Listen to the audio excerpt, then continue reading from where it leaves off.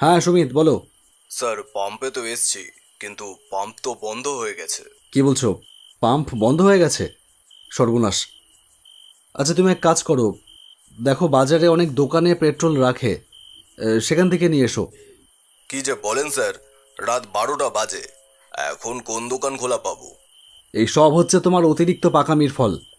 বেরোবার আগে পই পই করে বলেছিলাম তেলটা নিয়ে নাও। কাটা যা দেখাচ্ছে গাড়িতে তার থেকে কম তেল থাকতে পারে। কাটাটা কদিন ধরে প্রবলেম করছে, তোমাকে বলেছিলাম। তখন কথাটা শুনলে এই মুশকিলে পড়তে হতো। সরি স্যার, আসলে তখন বুঝতে পারিনি। এখন আর সরি শুনে কি হবে বলো? তুমি সরি বললে তো আর গাড়ি চলবে না। তার জন্য পেট্রোল লাগবে, সেটা কি করে ম্যানেজ করবে সেটা দেখো। আমি দেখছি স্যার, যদি কোনো রানিং গাড়ি পাই আমি চেয়ে চিনতে একটু তেল বাগাবার চেষ্টা করছি। আপনি একটু গাড়িতে বসুন দয়া করে, এরকম ভুল আর কোনোদিনও হবে না স্যার। রাগে শরীর ঝনঝন করে উঠল। পাম্প বন্ধ হয়ে গেছে। কোনো গাড়িওয়ালা যে নিজের গাড়ি থেকে তেল বার করে দেবার মতন দাক্ষিণ্য দেখাবে তা মনে হয় না। তার মানে তেল পাওয়ার কোনো সম্ভাবনা নেই বললেই চলে। গোটা রাতটা কি তাহলে এই গাড়ির ভেতর বসে কাটাতে হবে? গাড়ি থেকে নেমে বাইরে বেরিয়ে এলাম। বসে বসে ঘুমিয়েই পড়েছিলাম। কোন জায়গা এটা কে জানে। মিটিং শেষ করতে করতে দেরি হয়ে গেল। ঠিক সময় শেষ হলে পাম্পটা খোলাই পেয়ে যেতাম। এতক্ষণে অনেকটা পথ চলে যেতে পারতাম। কিন্তু কপাল খারাপ থাকলে যা হয়। রাস্তা দিয়ে কোনো একটা গাড়িও তো যাচ্ছে না। পাম্পটা কত দূরে তাই বা কে জানে। কি দাদা, গাড়িতে তেল ফুরিয়ে গেছে বুঝি? পেছন ঘুরেই দেখলাম একজন লোক এসে পেছনে দাঁড়িয়েছে কখন। মুখে কালো রঙের মাস্ক পরা, তাই মুখটা দেখা যাচ্ছে না। লোকটা আবার বলল, তেল ফুরিয়ে গেছে? হ্যাঁ। তাহলে তো ভারী বিপদে পড়েছেন। এখন তো আর তেল পাবেন না কোথাও। পাম্প বন্ধ হয়ে যায় রাত 10টায়। বাজারে কোনো কোনো দোকানে খুচরো তেল রাখে, কিন্তু বাজারও তো রাত 10টায় বন্ধ হয়ে যায়। কি করব তাহলে একটু বলতে পারেন? লোকটা এক মুহূর্ত যেন কি ভেবে নিল, তারপর বলল, আসুন আমার সঙ্গে, আমি তেলের ব্যবস্থা করে দিচ্ছি। তাহলে তো খুবই ভালো হয়, কিন্তু কোথায় যেতে হবে? আমার বাড়িতে, এই তো পাশেই আমার বাড়ি, এখান থেকে একটুখানি। ঠিক আছে, চলুন। অনেক উপকার করলেন দাদা। আসুন।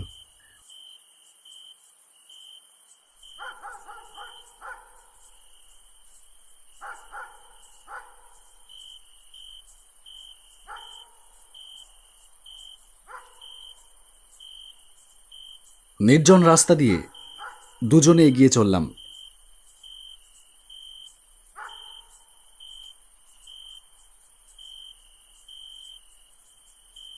লোকটা বলল, তা দাদা, কোথায় চলেছিলেন?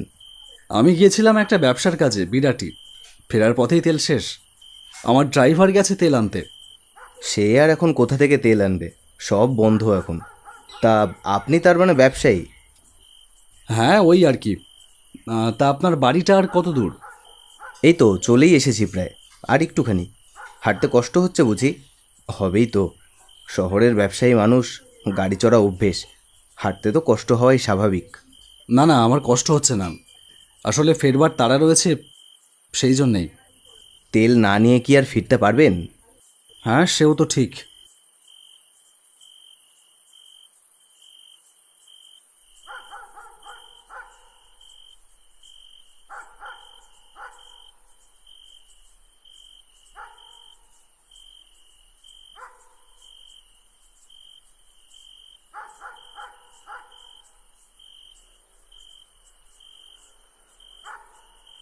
নিন, আমার বাড়ি এসে গেছে।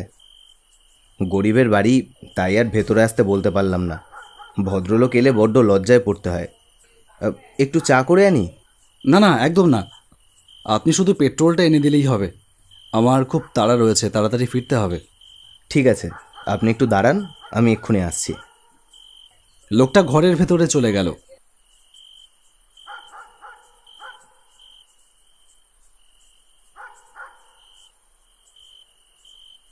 কিছুক্ষণ পরে একটা পেট্রোল ভর্তি বোতল হাতে বেরিয়ে এলো। নিন, এই এক বোতলই ছিল, এতে আশা করি আপনার হয়ে যাবে। হ্যাঁ হ্যাঁ। আচ্ছা, আপনি মুখটা ঢেকে আছেন কেন? পাওনাদারদের ভয়ে। ও বেটারা যে পিছু ছাড়ে না, ওদের জন্য কি মরেও শান্তি আছে? শান্তি নেই। সেই ভয়েই তো মুখ ঢেকে বেরোই। আমি আর কথা বাড়ালাম না, বললাম, আপনাকে কত দেব?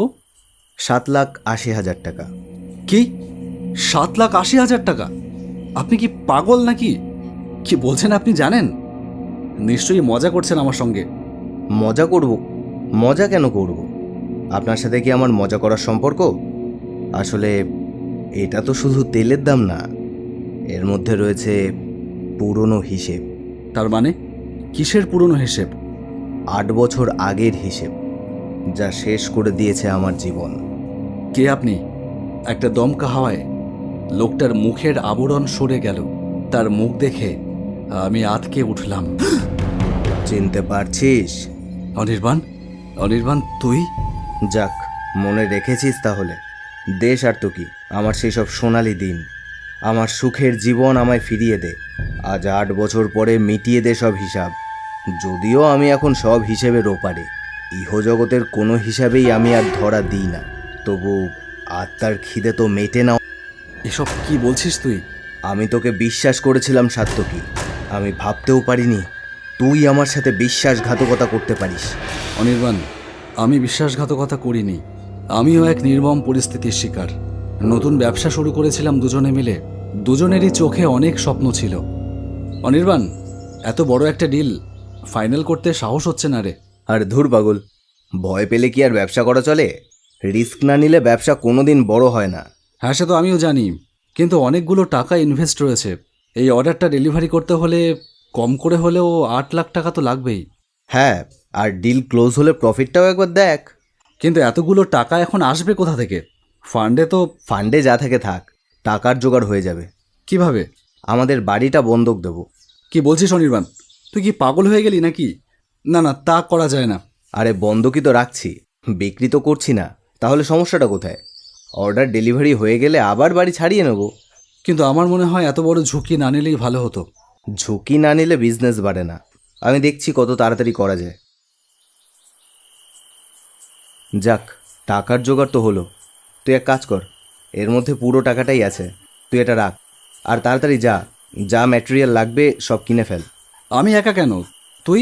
আমাকে একটু কলকাতায় যেতে হবে, তুই একটু কাজগুলো কমপ্লিট করে রাখিস, কিন্তু দেরি করলে চলবে না। ঠিক আছে।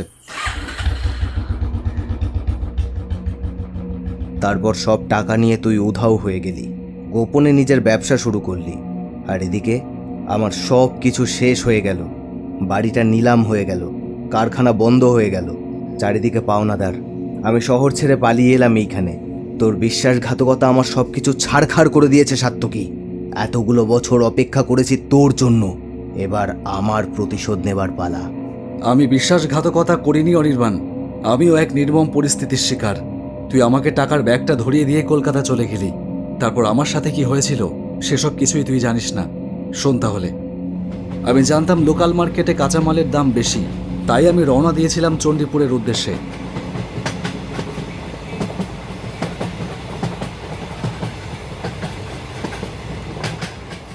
বীরনগর স্টেশনে নেমে চণ্ডীপুরের বাস ধরবো বলে দাঁড়িয়েছিলাম। হঠাৎ একজন লোক এসে বলল, দাদা বাস ধরবেন তো? হ্যাঁ, আমিও বাস ধরবো। দাদা এই আমার ব্যাগটা একটু দেখবেন, আমি একটু বাথরুমে যেতাম আর কি। ঠিক আছে যান, আমি দেখছি। থ্যাংক ইউ দাদা।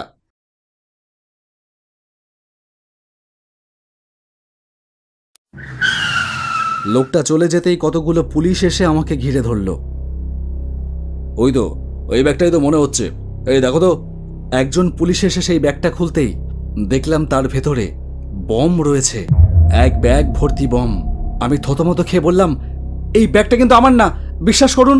চুপ, একদম চুপ, সালা উগ্রপন্থী। চল থানায়, তোর বাট না কি করে বাড়তে হয় সেটা দেখাচ্ছি। এই গাড়িতে তোলো ব্যাটাকে। উগ্রপন্থী সন্দেহে ধরেছিল, তাই কারুর সঙ্গে দেখা করতে দেয়নি। আর পিঠে টাকা ভর্তি ব্যাগ, তাই সন্দেহটা আরও জোরদার হয়। আমার 6 বছরের জেল হয়ে গেল। জেল থেকে বেরিয়ে তোকে অনেক খুঁজেছি অনির্বাণ, কিন্তু কেউ তোর কোনো খবর দিতে পারিনি। আমাদের বাড়ি নিলাম হয়ে গেল, কারখানা বন্ধ হয়ে গেল, চারিদিক থেকে পাওনাদাররাও এসে ছিঁড়ে খেতে থাকলো। তাদের ভয়ে শহর ছেড়ে পালিয়ে এলাম এত দূরে। এই বাড়িটা ভাড়া নিয়ে থাকতে শুরু করলাম। আর নতুন করে আবার সব কিছু শুরু করবার স্বপ্ন দেখতে শুরু করলাম, কিন্তু পারলাম না। এখন সোশ্যাল মিডিয়ার যুগ। আমার এখানে থাকবার খবর কিছুদিনের মধ্যেই পাওনাদারদের কাছে পৌঁছে গেল। এখানেও শুরু হলো তাদের হানা দেওয়া। কি করব, জীবনের প্রতি যেন তীব্র ঘৃণা জন্মালো। একদিন চরম হতাশায় দিলাম নিজেকে শেষ করে। নিজেকে শেষ করে দিলি মানে? কি বলতে চাইছিসটা কি তুই? শেষ করে দেওয়ার আবার অন্য কি মানে হতে পারে সাত্তকী? মৃত্যু ছাড়া। মজা করছিস অনির্বাণ? তুই চল আমার সাথে, ভালোই হয়েছে দেখা হয়ে গিয়ে। চল দুই বন্ধু মিলে আবার সেই হারিয়ে যাওয়া স্বপ্নগুলোকে নতুন করে সাজিয়ে তুলি। তোর নিলাম হয়ে যাওয়া বাড়ি, কারখানা সব আবার ফিরিয়ে আনবো, সব আবার নতুন করে শুরু করবো অনির্বাণ, সব কিছু। সব ফেরাতে পারবি সাত্তকী, কিন্তু আমার জীবন ফেরাবি কি করে? আমি তো আর তোর মতো রক্ত মাংসের শরীর ধারণ করতে পারবো না। আমার এই শরীর বাতাসের শরীর। রক্ত নেই, মাংস নেই, কান্না নেই, জীবন নেই। আছে শুধু মুক্তির অপেক্ষা। আমি তোর সব কথাই বিশ্বাস করলাম সাত্তকী। তোর প্রতি আমি আর কোনো প্রতিশোধ নিলাম না। প্রতিশোধের স্পৃহা আমাকে আবার পুনর্জন্ম দেবে। আমি আর ফিরে আসতে চাই না সাত্তকী। তুই ভালো থাকিস, চলি। হঠাৎ অনির্বাণ যেন কোথায় অদৃশ্য হয়ে গেল। এইবার আমার শরীরে কাঁটা দিয়ে উঠল ভয়ে। তার মানে অনির্বাণ সত্যি কথাই বলেছে। ও সত্যিই মৃত। আমি অনির্বাণের আত্মার সাথে কথা বললাম এতক্ষণ, কিছুই যেন বিশ্বাস হচ্ছে না। এও কি হতে পারে? Sir, sir. সুমিতের ডাকে ধড়ফড় করে সোজা হয়ে বসলাম। আমি গাড়ির মধ্যে এতক্ষণ ধরে যা যা ঘটল সবটাই তাহলে নিছকই একটা স্বপ্ন ছিল। সরি স্যার, পেট্রোল পেলাম না কোথাও। রাস্তায় কতক্ষণ ধরে দাঁড়িয়ে থাকলাম, কোনো গাড়ি দাঁড়ালো না। আরে স্যার, এ কি, আপনি পেট্রোল কোথা থেকে জোগাড় করলেন? পাশে তাকাতেই আমার শরীর যেন শিউরে উঠল। দেখলাম আমার পাশেই পড়ে আছে 1 বোতল পেট্রোল।